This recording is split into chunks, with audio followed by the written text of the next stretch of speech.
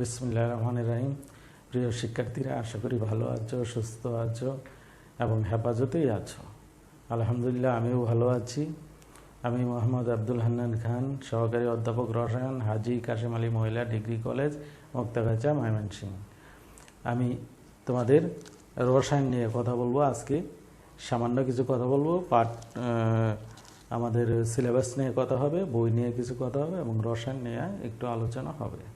তো প্রিয় শিক্ষার্থীরা, তোমাদের এই কলেজে একাদশ শ্রেণীতে যারা ভর্তি হয়েছে তাদেরকে স্বাগতম জানাচ্ছি, কৃতজ্ঞতা জানাচ্ছি। আমাদের এই আজকের এই উদ্বোধনী ক্লাসটি সামনাসামনি হওয়ার কথা ছিল, কিন্তু আমরা জানি এর কারণটা সারা পৃথিবীব্যাপী এক করোনা ভাইরাস নামক মহামারীর আক্রমণ, যার জন্য শিক্ষা কার্যক্রম ভার্চুয়াল ক্লাসের মাধ্যমে পরিচালিত হচ্ছে। আমরাও ঠিক একই প্রক্রিয়ায় অংশগ্রহণ করেছি এবং তোমাদের সাথে সংযুক্ত হয়েছি। আশা করি ভবিষ্যতে তোমাদের সাথে সরাসরি কথা হবে করোনা মুক্ত পৃথিবীতে। সেই পর্যন্ত আল্লাহ তাআলা যেন আমাদের সবাইকে সুস্থ রাখেন, হেফাজতে রাখেন, এই প্রত্যাশা ব্যক্ত করি। তো আমরা আজকে একটু ক্লাসের কথা ফিরে যাই, ক্লাসের দিকে ফিরে যাই। তো প্রথমে আমরা একটু বই নিয়ে আলোচনা করব।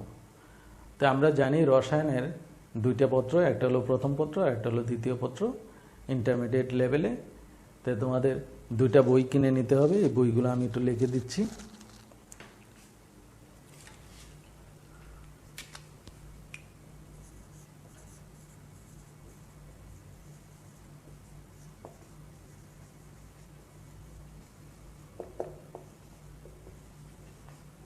উচ্চ মাধ্যমিক রসায়ন প্রথম পত্র, এটা কিংবা হাজারি, তোমরা জানো আগে থেকে, হাজারি নাক। 2 নম্বরে উচ্চ মাধ্যমিক রসায়ন প্রথম পত্র, এটা হলো মাহবুব হাসান লিঙ্কন। এই দুইটা রাইটারের বই তোমরা দুইটা কিনে নিবে। যদি না পারো তাহলে একটি হলে অন্তত কিনে নিবে। তো দুইটা কিনলে খুবই ভালো। তো দ্বিতীয় পত্রের ক্ষেত্রেও একই অবস্থা, অর্থাৎ এই দুই রাইটারেরই আরও দুইটা বই কিনে নিবে। দ্বিতীয় পত্র, প্রথম পত্র, দ্বিতীয় পত্র মিলে দুইটি বই অন্তত কিনতে হবে। তো প্রিয় শিক্ষার্থীরা, এখন আমরা পরীক্ষার মান বন্টন নিয়ে একটু কথা বলি। তো রসায়ন প্রথম পত্রে যে পরীক্ষার যে প্রশ্ন, তাতে 8টি প্রশ্ন থাকবে, সৃজনশীল প্রশ্ন। তার মধ্যে 5টির উত্তর দিতে হবে, 5 × 10 = 50, আর 25টি এমসিকিউ থাকবে, আর 25 প্র্যাকটিক্যাল। এই মিলিয়ে হলেও 100। দ্বিতীয় পত্রেও ঠিক তাই। তো সৃজনশীল প্রশ্ন 8টি থাকবে, তার মধ্যে 5টি দিতে হবে, আগের মতোই। একটি প্রশ্নের মধ্যে 4টি অংশ থাকবে। 4টি অংশের মধ্যে নাম্বার বন্টন হবে 1, 2, 3, 4, ক, খ, গ, ঘ, এইভাবে থাকবে। তো আমরা এই হলো মান বন্টন। এখন আমরা যাই প্রথম পত্র আমরা পড়ব। প্রথম পত্রের মধ্যে কি কি চ্যাপ্টার আছে এগুলো আমরা একটু দেখে নিই, তারপরে আমরা একটা শুরু করব।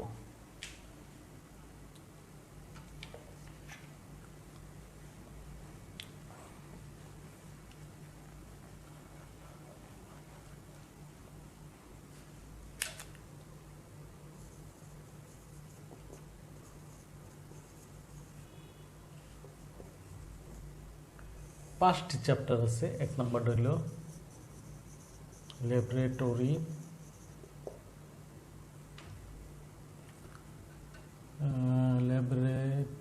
নিরাপদ ব্যবহার। 2 নম্বরে হলো গুণগত রসায়ন। 3 নম্বরে হলো মৌলের পর্যায়বৃত্ত ধর্ম ও রাসায়নিক বন্ধন। 4 নম্বর হলো রাসায়নিক পরিবর্তন। ছিল কর্মমুখী রসায়ন। এই 5টি চ্যাপ্টার আমরা রসায়ন প্রথম পত্রের মধ্যে পড়ব। মাত্র 5টি চ্যাপ্টার। রসায়ন অত্যন্ত সহজ, ভয়ের কিছু নাই। ইনশাল্লাহ ক্লাসে যদি তোমরা অংশগ্রহণ করো, নিয়মিত থাকো, তাহলে অবশ্যই এটা কোনো বিষয়ই হবে না ইনশাল্লাহ। তো আমরা এই 5টি চ্যাপ্টার পড়ব। তার মধ্যে এই ল্যাবরেটরি নিরাপদ ব্যবহার, এটা খুবই সহজ। ল্যাবরেটরিতে তুমি কিভাবে কাজ করবে, যন্ত্রপাতিগুলোর পরিচয়, এগুলো নিয়ে আলোচনা, এটা সহজেই পারবে। তারপরে এই যে লাস্টে যেটা আছে কর্মমুখী রসায়ন, এটাও সহজ, এটাও তোমরা সহজেই পারবে। বিভিন্ন পদার্থগুলো কিভাবে বানানো যায়, তোমার এখানে টয়লেট ক্লিনার আছে, গ্লাস ক্লিনার আছে, তারপরে ভিনেগার আছে, তারপরে সবজি মাংস সংরক্ষণ, এগুলো নিয়ে আলোচনা সহজেই তোমরা পারবে। প্রিজারভেটিভ নিয়ে আলোচনা, এগুলো তোমরা আগেই পড়েছো। এই তিনটা মাঝখানে যে তিনটা চ্যাপ্টার 2, 3, 4, অর্থাৎ গুণগত রসায়ন, মৌলের পর্যায়বৃত্ত ধর্ম ও রাসায়নিক বন্ধন এবং রাসায়নিক পরিবর্তন, এই দুইটার চেয়ে তুলনামূলকভাবে একটু কঠিন এবং এটা বিস্তারিত আমাদের পড়তে হবে। এইগুলা নিয়ে আমাদের সময়টা একটু বেশি লাগবে, এগুলাতে কম লাগবে। তো মূলত তিনটা চ্যাপ্টারই আমরা যদি একটু ভালো করে পড়ি, তাহলেই আমাদের পুরোপুরি আমাদের শেষ দিকে চলে যাব, আমরা বইয়ের শেষ দিকে চলে যেতে পারবো। তাহলে আজকে আমরা প্রথমে শুরু করব গুণগত রসায়ন।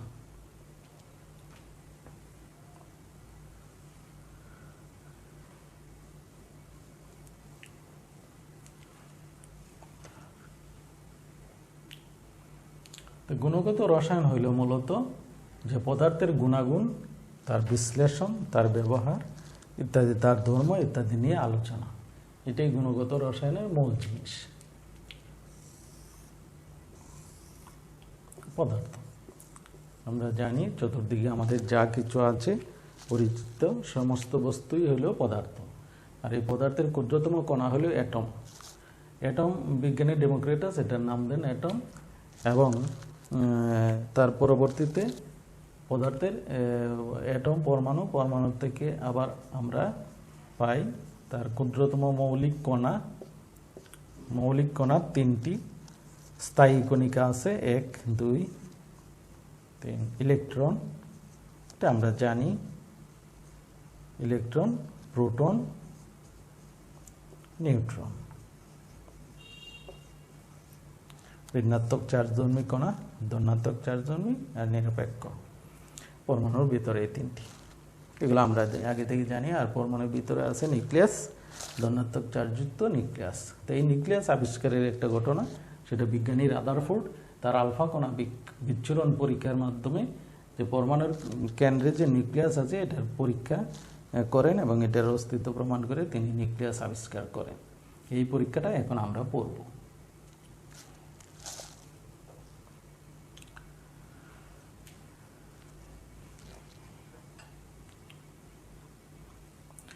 রাদারফোর্ডের আলফা কণা বিচ্ছুরণ পরীক্ষা।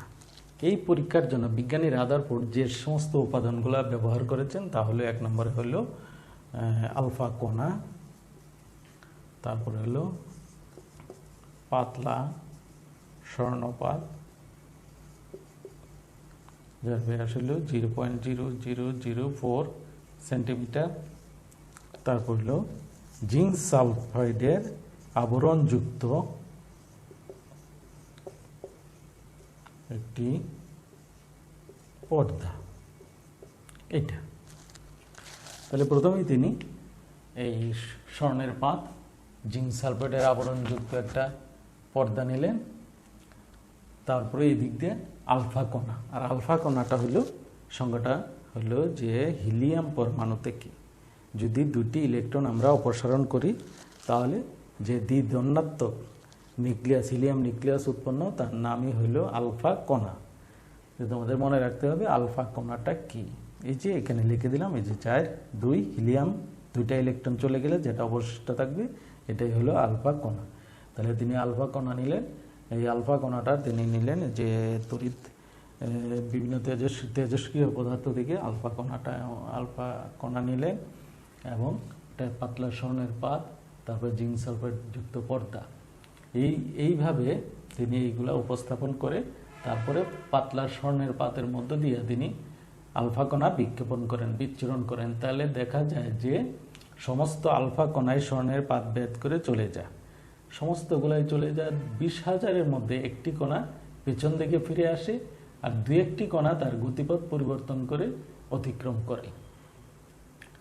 তো জিঙ্ক সালফাইড আবরণযুক্ত পর্দার মধ্যে যখন আলফা কণা অতিক্রম করে স্বর্ণপাত, তখন এখানে আলোক রশ্মির মতো উৎপন্ন হয় বা আলোক ছটা উৎপন্ন হয়। কারণ জিঙ্ক সালফাইডটা হলো একটা ফ্লোরোসেন্ট জাতীয় পদার্থ, যে আলোক রশ্মি শোষণ করে এবং দৃশ্যমান আলো হিসাবে সেটা বিকিরণ করে। তো এতে দেখা যায়, বোঝা যায় যে আলফা রশ্মি বিক্ষিপ্ত হয়ে সেই দিক দিয়ে চলে যাচ্ছে।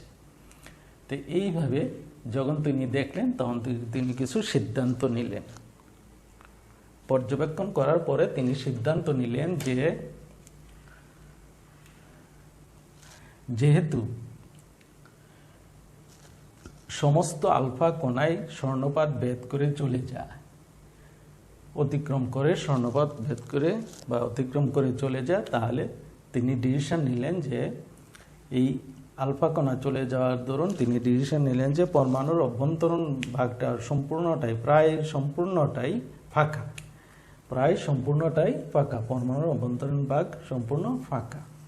আচ্ছা, দ্বিতীয়ত তিনি দেখলেন যে 2-1টি কণা তার গতিপথ পরিবর্তন করে, আর একটি কণা পশ্চাৎ দিকে পুরাই ফিরে আসে। তাহলে তিনি বুঝতে পারলেন যে মাঝখানে নিশ্চয়ই কোনো একটি ভারী বস্তু কণা আছে, যার সাথে বিকর্ষণে এদের গতিপথ পরিবর্তিত হচ্ছে, এবং একটি কণা সম্পূর্ণরূপে পিছন দিকে ফিরে আসছে। তাই আলফা কণা যেহেতু ধনাত্মক, তাহলে মাঝখানেও ধনাত্মক চার্জিত কোনো একটা বস্তু আছে, যার প্রেক্ষিতে এখানে একটা বিকর্ষণ হয়, বিকর্ষণে এটা ফিরে আসে। সেই হিসাবে এই ভারী বস্তু কণাটা নাম দেন তিনি, যেহেতু বিকর্ষণে ফিরে আসে আলফা রশ্মি, তাহলে নিশ্চয়ই মাঝখানের যে বস্তুটা সেটাও পজিটিভ চার্জযুক্ত কণা, পজিটিভ চার্জযুক্ত একটা বস্তু, এবং এই বস্তুটাই হইল নিউক্লিয়াস। এইভাবে তিনি নিউক্লিয়াস আবিষ্কার করেন। যদিও আলফা রশ্মি বিকৃত হয়ে চলে যাওয়ার সময় এর মাঝখানে যে ইলেকট্রনগুলো আছে, এই ইলেকট্রনগুলো তার বাধা আলফা রশ্মিকে কোনো ব্যারিয়ার তৈরি করতে পারে না, আলফা রশ্মিকে বাধা প্রদান করতে পারে না, কারণ ইলেকট্রনগুলো হলো হালকা। এইভাবে তিনি রাদারফোর্ড নিউক্লিয়াস আবিষ্কার করেন।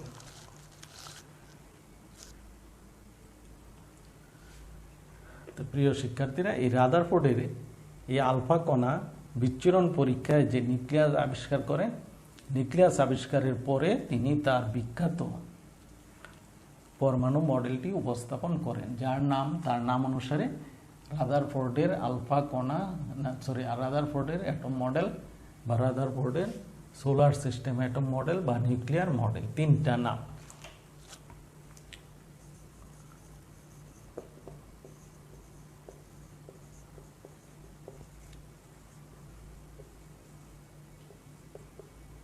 এটাকে সৌরজগতের গ্রহের সাথে তুলনা করে দিয়েছেন বিদায় এটার আরেকটা অপর নাম হইল সোলার সিস্টেম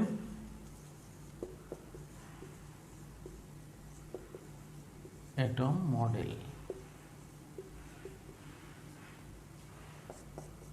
আরেকটা নাম হলো নিউক্লিয়ার মডেল।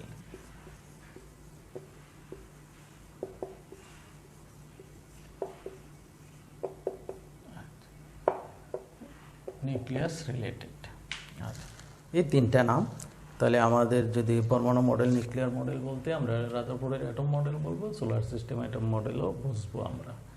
তো রাদারফোর্ডের অ্যাটম মডেল নিয়ে আমরা একটু দেখি।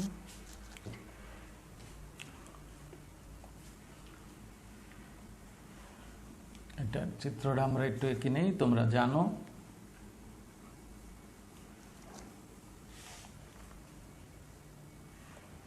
এটা এরকম।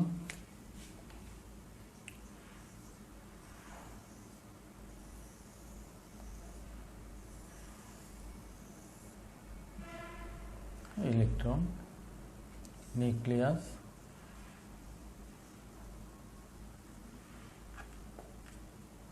কক্ষপথ, ইলেকট্রন।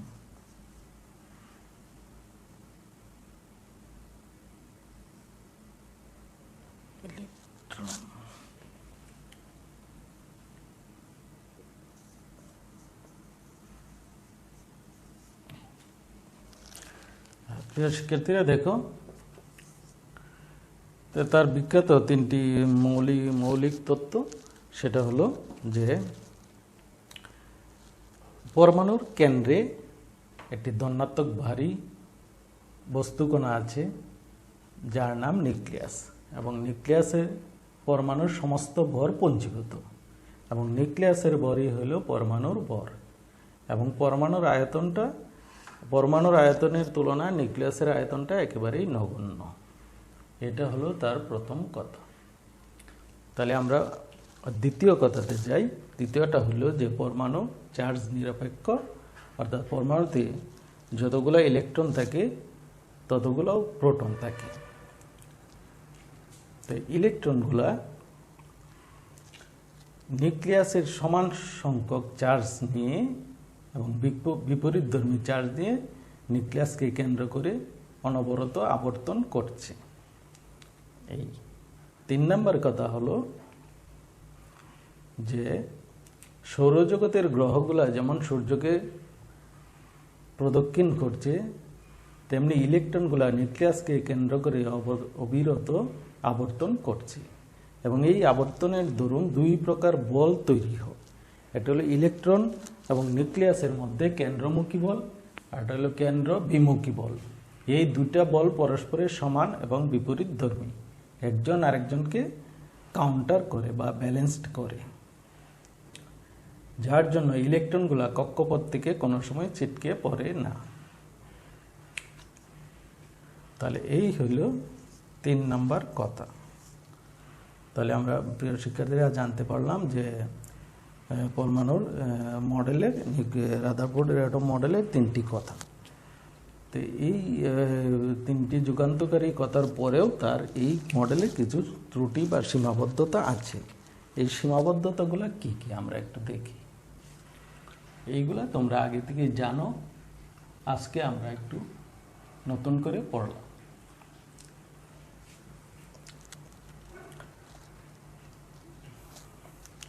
সৌরজগতের গ্রহগুলা যেমন সূর্যকে প্রদক্ষিণ করছে, সৌরজগতের গ্রহগুলা মহাকর্ষ নিয়মে আবর্তন করছে, এবং এরা পরস্পরের চার্জ নিরপেক্ষ এবং এরা পরস্পরকে আকর্ষণ করে। কিন্তু ইলেকট্রনগুলা চার্জিত এবং এরা পরস্পরকে বিকর্ষণ করে। এটা একটা তার ত্রুটি, যেহেতু সৌরজগতের সাথে এটার একটা অমিল রয়ে গেছে। দ্বিতীয় কথা হলো যে আমাদের ম্যাক্সওয়েলের তড়িৎ চুম্বকীয় তত্ত্ব মতে কোনো চার্জিত বস্তু যদি বৃত্তাকার পথে আবর্তন করে, তাহলে রশ্মি শক্তি বিকিরণ করে সে দুর্বল হয়ে যায় এবং আস্তে আস্তে সে নিউক্লিয়াসে পতিত হবে। অর্থাৎ ইলেকট্রন যদি এরকমভাবে আবর্তন করে, তাহলে তার শক্তি একেবারে ক্ষয় হয়ে একসময় নিউক্লিয়াসে এসে পতিত হবে। যদি এরকম হয় তাহলে তো এই মডেলের কোনো অস্তিত্বই থাকবে না। অতএব কিন্তু বাস্তবে সেই ঘটনা ঘটে না। বাস্তবে নিউক্লিয়াস মডেলের, পরমাণু মডেলের অস্তিত্ব থাকার কথা, কিন্তু বাস্তবে সেই ঘটনা ঘটে না। আচ্ছা, এটা একটা ত্রুটি। তার তৃতীয়ত হলো যে এই মডেলে বর্ণালী সম্পর্কে কোনো তেমন ধারণা দিতে পারে নাই। 4 নম্বর হলো যে পরমাণুর ইলেকট্রনটা যে আবর্তন করছে সেটা কক্ষপথের আকার এবং আকৃতি কি, সেই ব্যাপারটাও এই মডেলে ব্যাখ্যা করতে পারে নাই। চতুর্থত, বহু ইলেকট্রন বিশিষ্ট পরমাণুগুলা নিউক্লিয়াসকে কেন্দ্র করে কিভাবে আবর্তন করছে, কিভাবে ঘটছে, সেই ব্যাখ্যাটাও এই মডেলে দেওয়া হয়নি। তো এইগুলা হইল নিউক্লিয়ার পরমাণু মডেলের ত্রুটি। তারপরেও এই মডেলটা অত্যন্ত যুগান্তকারী একটা মডেল, পরমাণু মডেল। কারণ এই মডেলের মাধ্যমেই আমরা পরবর্তীতে আরও বিজ্ঞানী বোর তার ত্রুটি বিচ্যুতি দূর করে যুগান্তকারী তার বোর মডেল প্রস্তাব করেন। তো প্রিয় শিক্ষার্থীরা, আজকে আমরা যতটুকু পড়লাম তার মধ্যে হলো আলফা কণা বিচ্ছুরণ পরীক্ষা,